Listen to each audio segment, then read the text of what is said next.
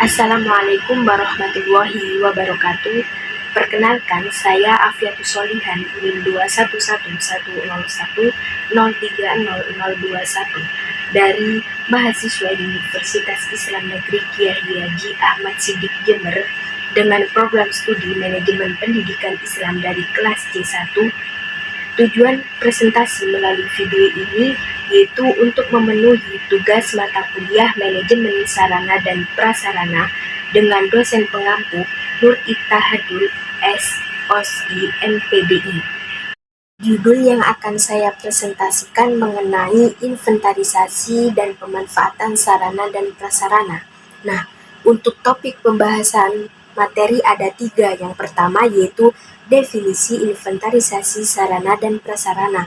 Yang kedua yaitu pelaksanaan inventarisasi sarana dan prasarana. Dan yang ketiga yaitu pemanfaatan sarana dan prasarana. Apa sih definisi inventarisasi sendiri? Menurut Gunawan, inventarisasi berasal dari kata inventaris, bahasa latinnya inventarium, yang berarti daftar barang-barang, bahan, dan sebagainya. Jadi inventarisasi itu merupakan kegiatan untuk mencatat dan menyusun daftar barang-barang. Namun, sebenarnya yang diinventariskan tidak hanya itu, melainkan semua barang atau perlengkapan sekolah, baik barang-barang habis pakai maupun tahan lama, baik barang milik negara maupun milik sekolah, baik yang bergerak atau tidak bergerak, yang murah maupun mahal, harus diinventarisasi secara tertib dan menurut tata cara yang berlaku. Inventarisasi juga memberikan masukan yang sangat berharga atau berguna bagi efektivitas pengelolaan sarana dan prasarana, seperti perencanaan, rehabilitasi, dan penghapusan. Nah, tujuan inventarisasi ini adalah untuk menjaga dan menciptakan tertib administrasi barang yang dipunyai suatu organisasi. Adapun 3 jenis kegiatan inventarisasi menurut Imron yang harus dilakukan berkenaan dengan inventarisasi. Yang pertama yaitu pencatatan perlengkapan, yang kedua pelaporan barang, yang ketiga yaitu pembuatan kode barang. Yang pertama yaitu pencatatan perlengkapan. Pencatatan perlengkapan ini tugas dari pengelola mencatat semua perlengkapan yang ada dalam buku inventaris, baik itu barang yang bersifat inventaris maupun non-inventaris. Barang inventaris ini seperti meja, bangku, papan tulis, dan sebagainya. Sedangkan barang non-inventaris ini seperti barang-barang yang habis dipakai seperti kapur, karbon, kertas, dan yang kedua yaitu pelaporan barang. Pelaporan barang ini semua perlengkapan pendidikan di sekolah, barang inventaris sekolah harus dilaporkan, termasuk perlengkapan baru kepada pemerintah, yaitu lembaga pendidikannya, dan juga sekolah swasta wajib melaporkan kepada yayasannya. Yang ketiga yaitu pembuatan kode barang. Kode barang merupakan sebuah tanda yang menunjukkan pemilikan barang yang tujuannya untuk memudahkan semua pihak dalam mengenal kembali semua perlengkapan tersebut, baik dilihat dari segi kepemilikan, penanggung jawab, maupun jenis dan golongannya. Cara untuk membuat kode barang ini yaitu menempelkannya atau menuliskannya pada badan barang perlengkapan yang tergolong sebagai barang inventaris. Biasanya kode barang itu berbentuk angka atau numerik yang menunjukkan lokasi, sekolah, maupun barang. Dengan adanya inventarisasi barang pada suatu instansi atau lembaga pendidikan, maka adanya administrasi sarana dan prasarana yang dimiliki menjadi dasar dalam analisis kebutuhan sarana dan prasarana ke depannya dan mengetahui keadaan sarana dan prasarana yang baik, rusak yang dapat diperbaiki, ataupun rusak yang perlu dihapus. Submateri yang kedua yaitu pelaksanaan inventarisasi sarana dan prasarana. Pelaksanaan inventarisasi merupakan kegiatan yang wajib dilakukan dalam pelaksanaan inventarisasi. Yang pertama yaitu mencatat semua barang inventaris di dalam buku induk inventaris dan buku pembantu atau buku golongan inventaris. Yang kedua yaitu memberikan kode pada barang yang diinventarisasikan. Yang ketiga yaitu membuat laporan triwulan tentang mutasi barang. Yang keempat yaitu membuat daftar isian atau format inventaris. Dalam keteraturan dan ketertiban kegiatan inventaris ini diperlukan setidaknya 6 buku, yaitu yang pertama buku penerimaan barang, yang kedua buku pembelian barang, yang ketiga buku induk inventaris, yang keempat buku golongan inventaris, yang kelima buku stok barang, dan yang keenam yaitu laporan triwulan mutasi barang. Nah, untuk buku induk inventaris, buku golongan inventaris, dan laporan triwulan mutasi barang itu maksudnya bagaimana sih?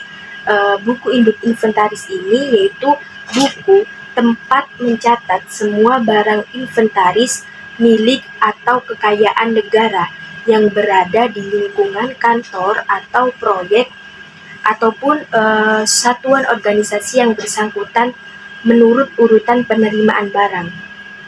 Nah, untuk buku golongan inventaris ini adalah buku pembantu tempat mencatat barang-barang inventaris golongan barang. Dan untuk laporan triwulan mutasi barang adalah laporan tentang tambah atau kurangnya barang yang terjadi selama triwulan yang bersangkutan, maksudnya selama 3 bulan itu yang bersangkutan. Submateri yang ketiga yaitu pemanfaatan sarana dan prasarana. Sarana belajar memegang peranan yang sangat penting dalam mendukung tercapainya keberhasilan belajar. Nah, dengan adanya pemanfaatan sarana belajar yang tepat dalam pembelajaran, diharapkan mampu memberikan kemudahan dan menyerap materi yang disampaikan. Tidak hanya itu, pemanfaatan barang harus memperhatikan prinsip efisien dan efektif. Pemanfaatan sarana belajar yang tepat merupakan faktor yang harus diperhatikan dalam kegiatan belajar, sebab aktivitas belajar akan berjalan dengan baik apabila ditunjang oleh sarana belajar yang baik dan memadai. Begitupun sebaliknya, jika tidak ada sarana dan prasarana yang baik, menyebabkan siswa akan terhambat dalam belajar, sehingga dapat juga mempengaruhi prestasi belajar siswa. Pemanfaatan atau penggunaan sarana dan prasarana sekolah juga harus memperhatikan dan dibuatkan SOP. Maksudnya SOP itu standar operasional prosedur, maksudnya rincian dalam melaksanakan sarana dan prasarana. Agar ada pengaturan yang jelas tentang pemanfaatan sarana dan prasarana tersebut. Nah, menurut Hasbullah Tabrani, sarana belajar meliputi ruang belajar dan juga pelengkapan. Ruang belajar maksudnya di sini yaitu syaratnya bebas dari gangguan sirkulasi dan suhu udara yang baik serta penerangan yang baik, atau tidak terlalu terang dan tidak kurang terang. Maksudnya itu ruang belajar ini itu kenyamanan dari siswa tersebut seperti ventilasi maupun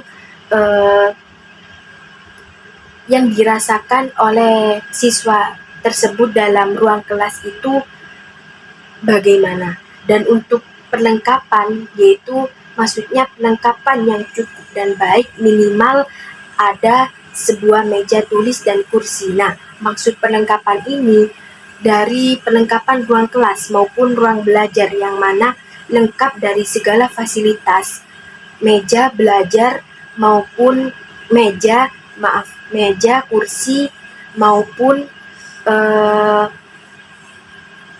papan tulis dan juga proyektor untuk guru menerangkan kepada siswanya dalam media pembelajaran tersebut.